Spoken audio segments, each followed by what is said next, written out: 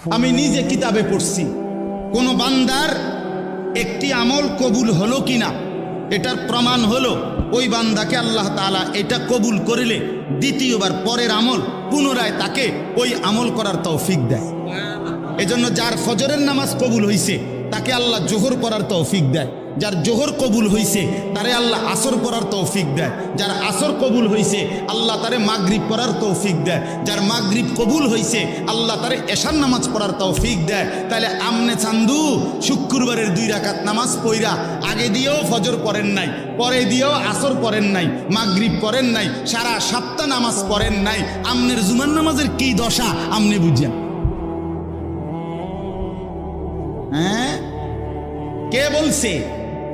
এই যুবক ছেলেরা, তোমরা যারা শুধু জুমার নামাজ পড়ো অথবা মাঝবয়সী যারা, আপনারা যারা শুধু শুক্রবারের 2 রাকাত নামাজ পড়েন, এটা আপনাদেরকে কে শিখাইছে বলেন?